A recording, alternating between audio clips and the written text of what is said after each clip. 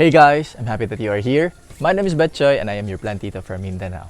Tara at samahan niyo ako sa aking plant journey.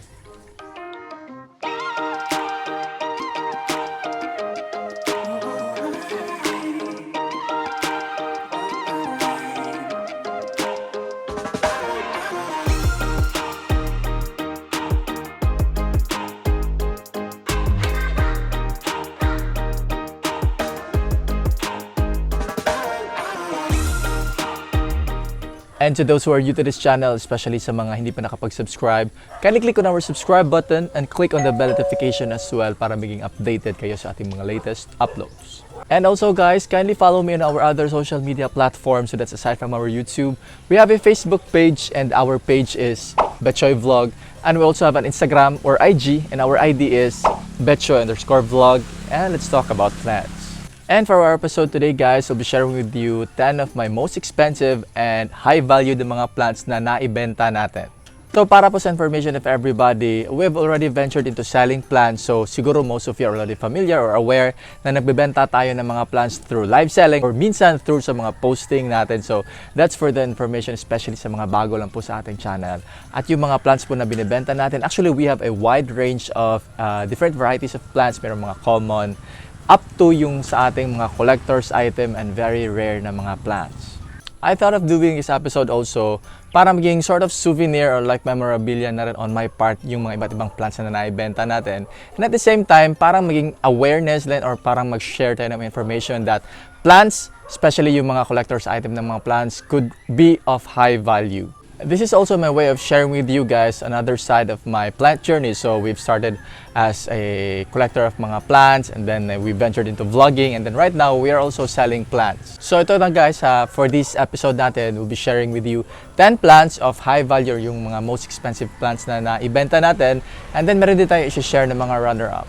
And before we start with the top 10 guys, share po muna natin yung ating nag-iisang runner-up for the plants. So yung pinakaunang plants na naibenta natin, naka-order ito from the least amount to the highest amount. So we'll start off with the runner-up first, and that is our variegated na Philodendron domesticum. So itong ating variegated domesticum na naibenta guys, actually I saw this one this month lang of November and it was sold at the price of 63,000 pesos. So yung ating variegated domesticum, it's one of the most sought after or like trending din ng mga variegated plants right now. And the one that I sold, it actually has 6 leaves and with very good variegations. At yung ating lucky buyer na ating variegated domesticum guys is actually from Luzon and came from the field of medical. So he's a frontliner. So si Doc yung nakakuha ng ating variegated domesticum. Actually sukin na rin natin siya. Nakailang bili na rin siya from us. So yung ating variegated domesticum pala, itong genes na ito yung naibenta natin sa kanya. It's actually more on the sectoral side. So yung kanyang variegation is more, nagkakaroon siya ng mga half moons or yung mga quarter moons. But then aside from that one, we actually have some other variegated domesticum din na more on splashes yung kanyang mga variegations. And I have here with me another pot of our variegated domesticum, and then this time, iba naman yung kanyang type of variegation. So the one that we sold, more on sectoral siya or yung mga half moon, yung mga quarter moon na style ng mga variegation. So for this one naman, this is the one that I've mentioned na meron lang siyang mga splashes lang. So this came from another mother, so magkaiba talaga sila ng genes guys. So sa plant market ngayon, I've observed na yung ating mga variegated domesticum, it's actually considered as one of the collector's item right now. So maraming naghahabol nito ngayon kasi nga it's a philodendron, it's a variegated plant, it's a fast-growing na plant. So currently in the price market or in the market ngayon guys, yung ating mga variegated domesticum, yung mga pricing niya is nasa mga 20,000 per leaf depending on the size. So I have also seen na meron din nagbebenta ng mga variegated domesticum na malalaki na yung sizes. This one, actually this is already a mature form na. We can see here na parang nagiging triangular na talaga yung kanyang forms. Kapag medyo bata pa yung ating mga variegated domesticum, ganito lang yung kanyang form. So medyo hindi pa siya mature form, yung ganyan na style. But then eventually kapag nag-mature na siya, nagkakaroon na siya ng parang lobes dito at nag-elongate at nag-form na siya na parang triangle yung ating dahon ng variegated domesticum. And looking on the investment side naman guys, for our variegated domesticum, actually consider this one as a very good investment. Number one, because this is fast growing. This is a variegated na philodendron or variegated plant.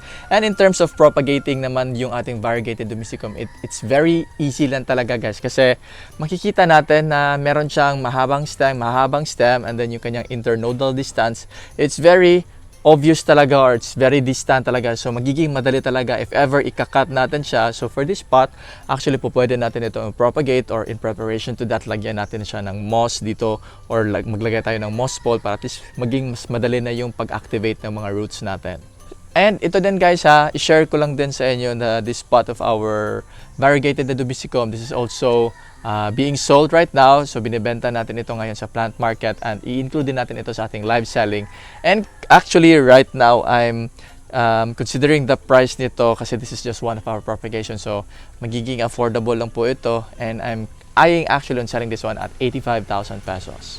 So ngayon guys, i-share na natin yung ating top 10 na mga plants of high value. So yung number 10 natin on our list, and it's actually a Monstera Borsigana albo. It's somewhat similar to the one that we have here right in front of us. So the one that I've sold, it's actually a 2 mother plants in 1 pot. So para siyang 2 plants in 1 pot, and we sold it at 78,000 pesos from one of our suki buyers na naman, but this time she is from Mindanao. So nakailang beses na siyang makabili sa atin. And it was the first time din na makabili ni ma'am ng plant natin na medyo mataas na yung value.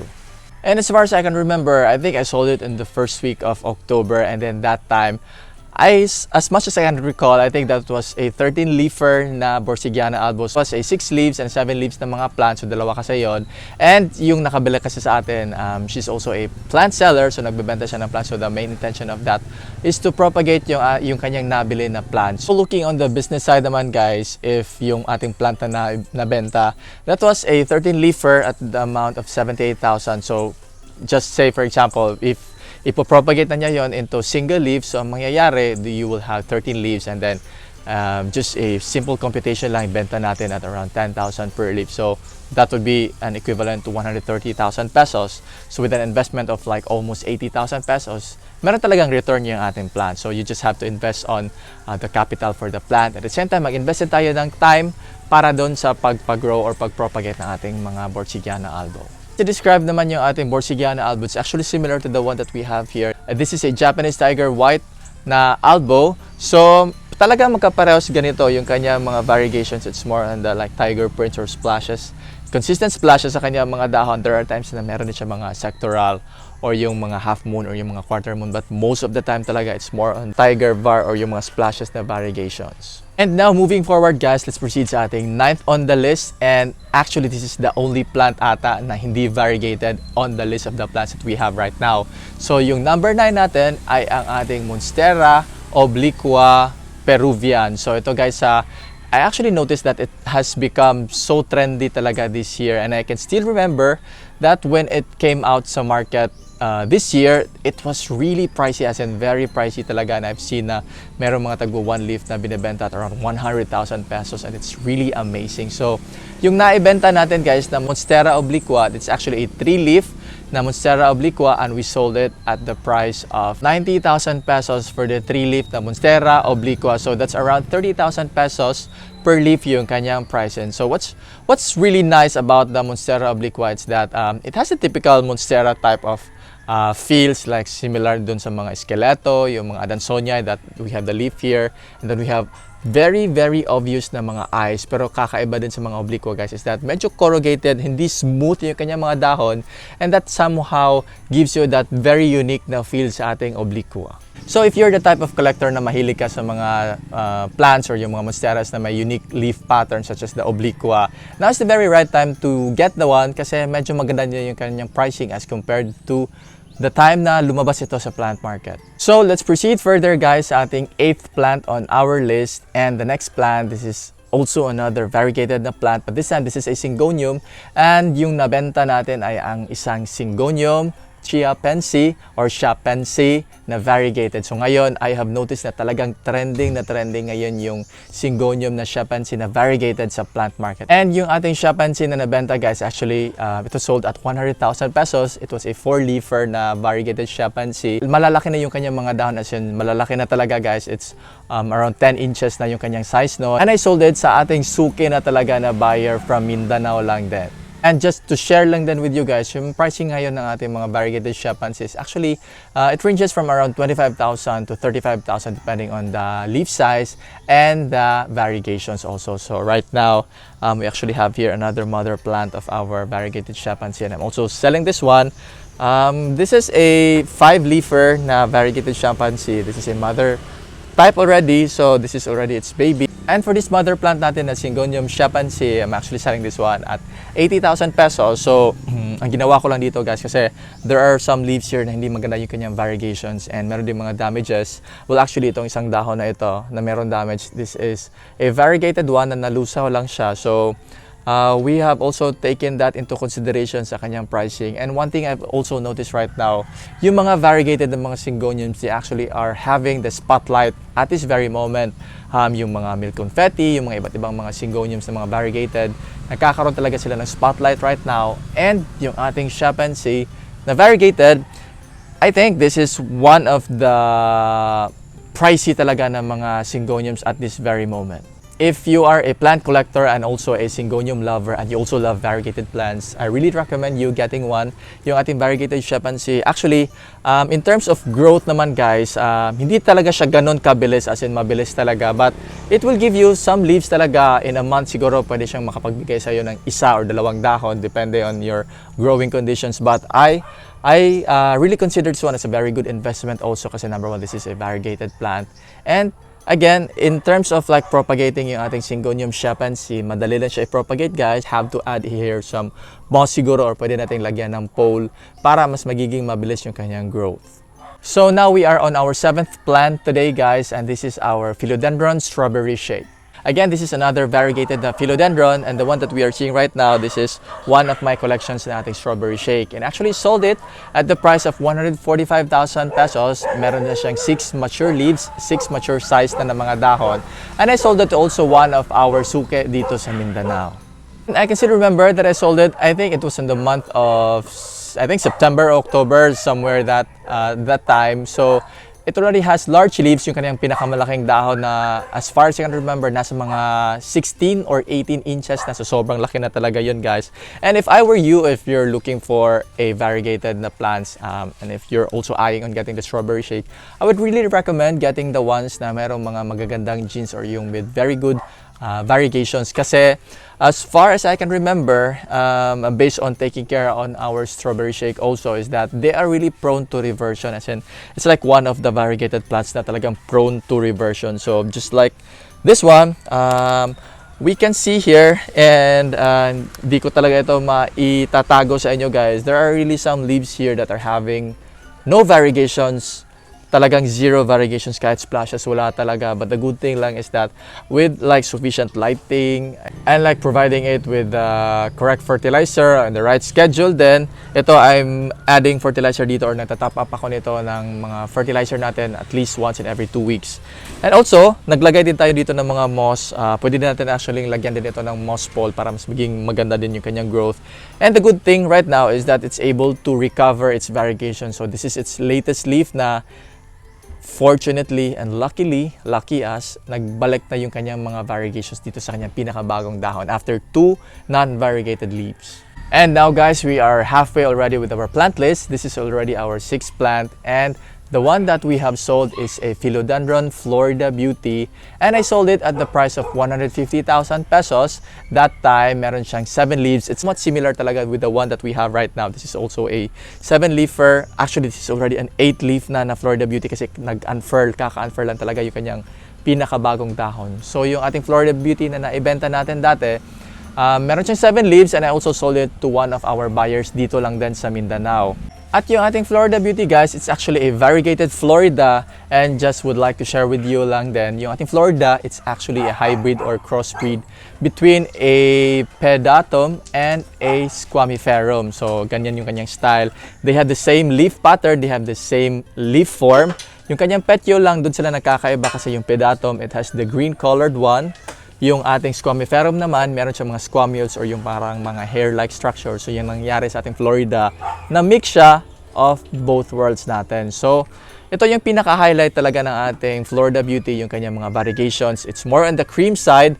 Yung kanyang pinaka-bagong dahon, it would go out as parang color green lang siya, guys. So, if bago ka pa lang nagko-collect ng Florida Beauty, parang makikita mo na parang wala pang variegations yung ating mga dahon. But then if medyo matagal ka na nag-aalaga ng Florida Beauty, you would know na, and right this point na guys, I think I can see here na this one here, meron siyang napakagandang variegations, as in heavy yung variegations ng ating Florida Beauty na newest leaf, this one. So, siguro in a week's time or almost 2 weeks time, makikita na natin yung kanyang true variegations.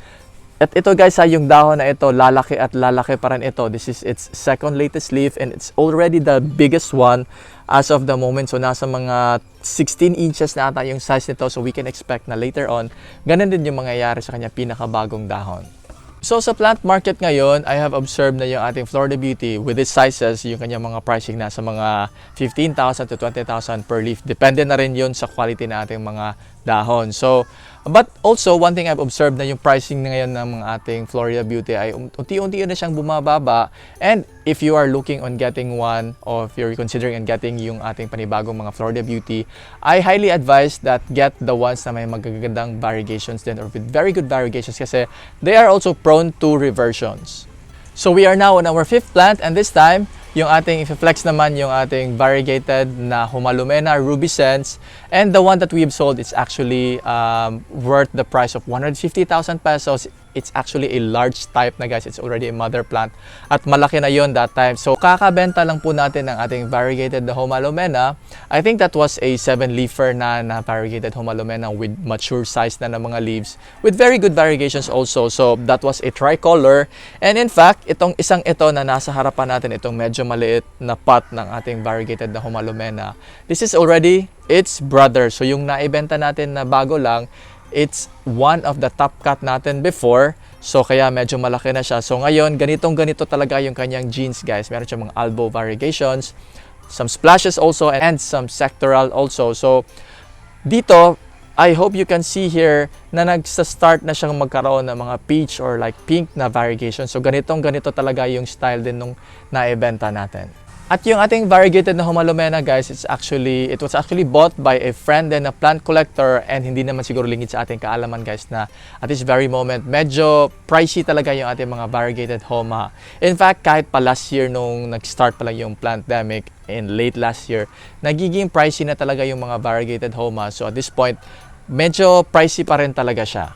And in terms of investment guys, I really consider this variegated Homa as a very good investment plant kasi number one, this is a fast grower plant, and then after some time, mabilis din siyang magdahon, and at the same time, yung kanyang bulb guys, mabilis na din siyang lumaki. So kapag lumalaki na yung ating plant, pwede na natin siya propagate, and then yung kanyang mga bulbs, there are 2 ways of like propagating it. Number one is like parang i-top cut mo lang siya and you leave the mother bulb lang din sa ilalim and let it grow, or pwede din gagawin mo is i-uproot mo yung plant, i-chop off mo yung top cut niya, and then yung natira na bulb naman pwede mo siyang i-chop depending on size ng ating mga bulbs.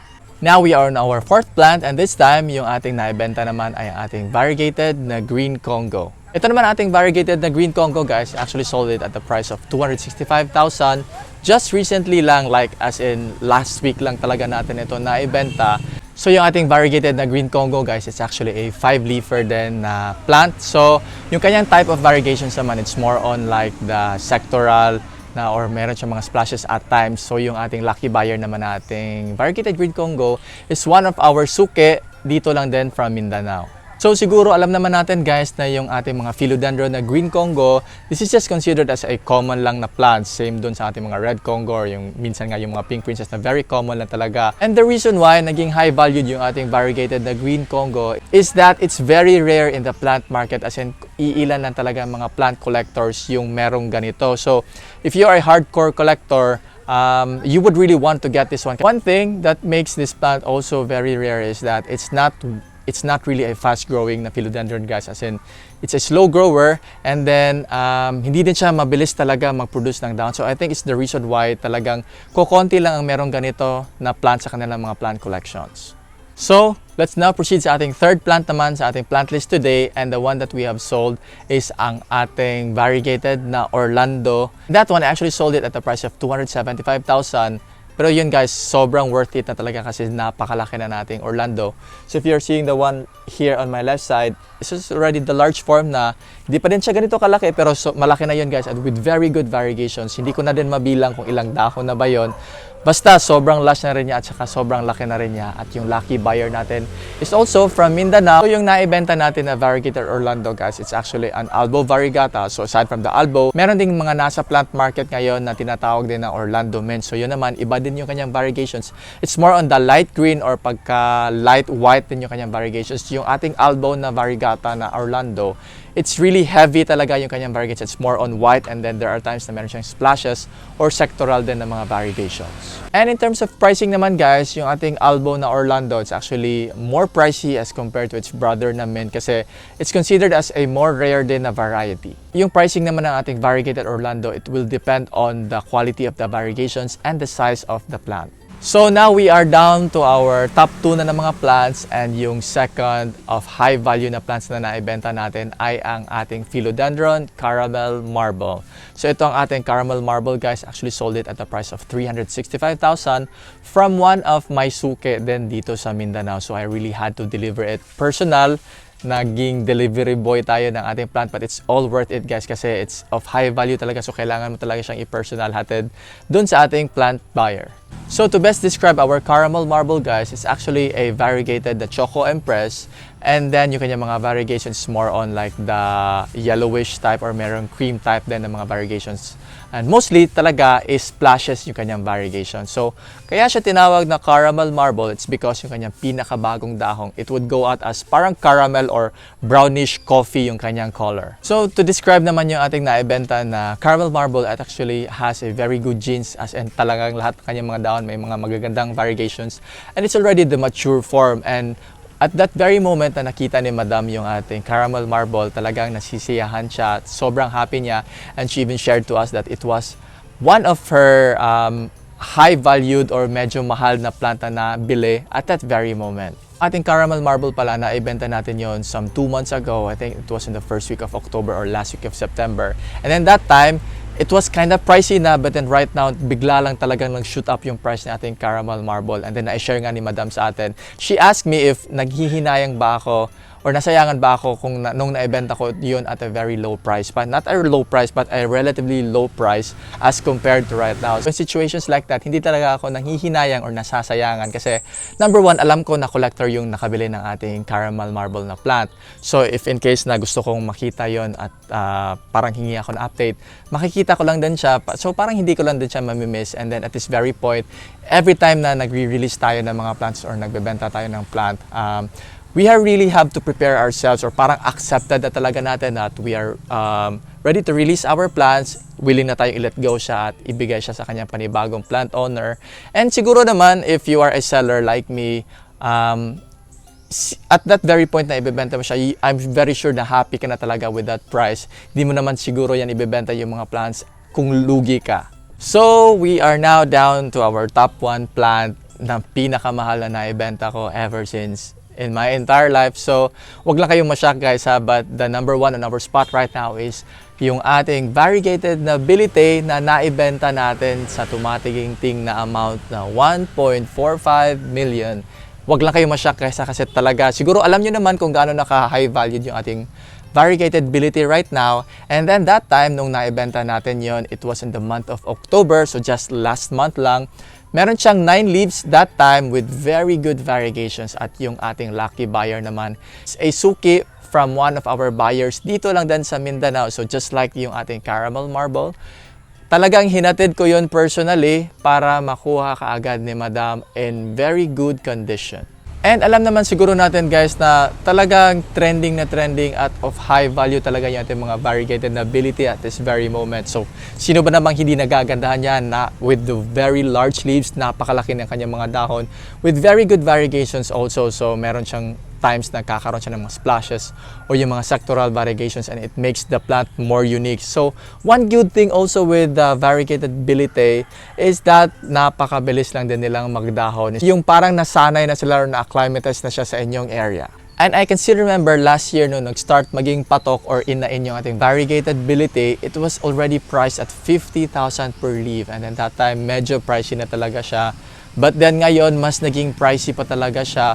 Minsan nga yung makikita natin sa plant market per leaf na price ng ating variegated bilite is at 150,000 pesos, and it could shoot up to 250,000 pesos. And based on my observation, the reason why kung bakit biglang nag-shoot up or biglang tumaas yung price nating variegated bilite is that naging mataas yung demand niya ngayon sa plant market.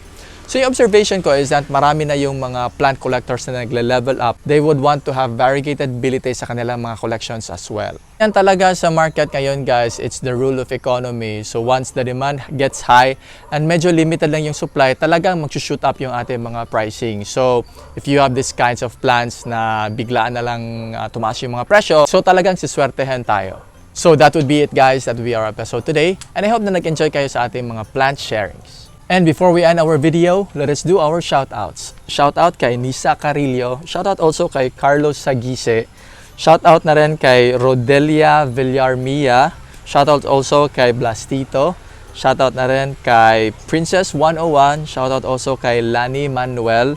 Shoutout na rin kay Wilhelmina Reyes. Shoutout also to Custodio Labaniego. And shoutout na rin kay Ma'am Felipa Manlapig. So guys, if you happen to like our videos, please do not forget to click on the like button, share it to your families, to your friends, and to your loved ones. And if bago ka pa lang po sa ating channel, please do not forget to click on the subscribe button and click on the bell notification as well para maging updated kayo sa ating mga latest uploads. And once again, this is Betchoy, your plantito from Mindanao. Happy planting!